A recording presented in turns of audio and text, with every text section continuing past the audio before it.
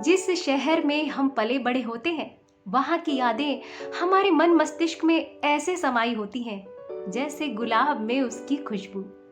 गोमती नदी के तट पर स्थित मेरी जन्मभूमि, मेरे शहर सुल्तानपुर को जब भी मैं याद करती हूँ तो मुझे लगता है कि सामाजिक रूप से ये दुनिया के सबसे शांत और सेफ शहरों में से एक है। कहती है मेरी कलम कि मेरे मन के शहर की खामोशी आबाद हो जाती है तेरी यादों से। ऐ मेरे शहर, रहूं कहीं भी मैं, जिक्र अक्सर तेरा आता है मेरी बातों में। सुल्तानपुर की भाषा अवधी है, एक उदाहरण प्रस्तुत करती हूँ। का हो कैसा हा? हाय ठीक है भैया, कटत यह है। ये सिर्फ एक वार्तालाप नहीं है, ये एक परिदृश्य उपस्थित करता है छोटे शहरों का कि यहाँ गरीब से गरीब इंसान की भी जिंदगी बड़े आराम से कट जाती है। मैं उस समय रुद्रनगर में रहती थी और मेरे घर की छत से चौक घंटा घर दिखाई देता था।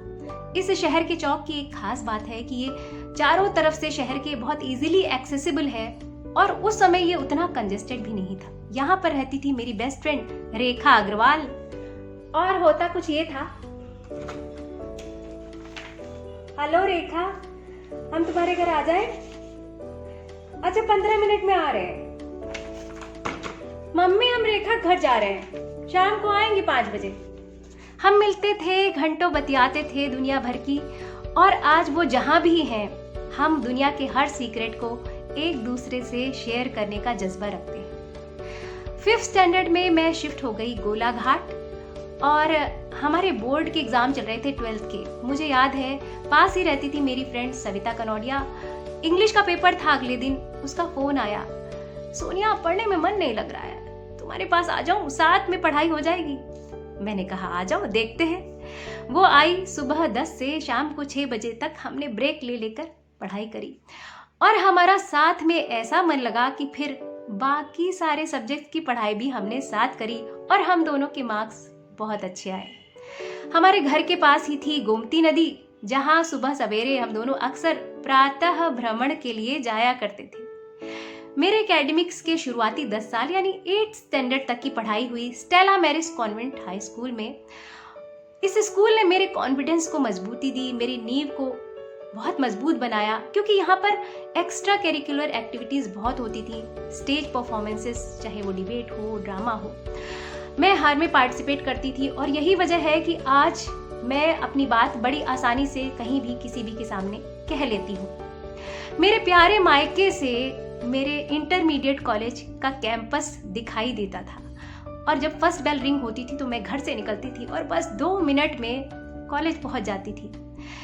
इस कॉलेज ने मेरे एकेडमिक्स को उड़ान दी, क्योंकि यहाँ पर आने के बाद हर सब्जेक्ट में हिंदी में पढ़ती थी। सब कुछ बहुत आसानी से मुझे समझ में आने की वजह से सेल्फ स्टडी की क्षमता को बहुत बल मिला और मेरी परफॉर्मेंस बहुत इम्प्रूव हुई यहाँ पर।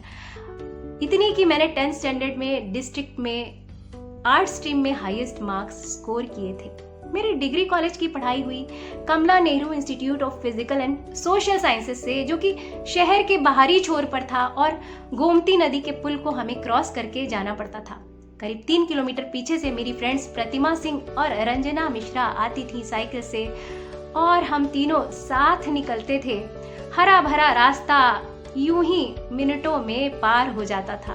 हमारे कॉलेज का कैंपस भी बहुत अच्छा था, बहुत शांत था और उस समय भी मेरे अंदर स्टोरी टेलिंग की कैपेबिलिटी थी। शायद इसीलिए एक सब्जेक्ट से दूसरे सब्जेक्ट के बीच जो गैप होता था उसमें जब हम सब फ्रेंड्स साथ में बैठते थे तो हमेशा मेरे पास कोई ना कोई कहानी जरूर रहती थी उनको सुनाने के लिए। मेरी पोस्ट ग्रेजुएशन की पढ़ाई करी मैंने महाराणा प्रताप डिग्री कॉलेज से और यहाँ भी एग्जाम्स में मैं पढ़ती थी अपनी प्यारी फ्रेंड प्रतिमा सिंह के साथ और 78% मार्क्स के साथ मैंने अपना पोस्ट ग्रेजुएशन कंप्लीट किया। वो हरे भरे पेड़ चारों तरफ और गर्मियों में आंधियों का इंतजार, कच्चे आमों और कच्ची इमलियों को मुफ्त के बिन कर लाना और नमक लगाकर यूं ही खा जाना।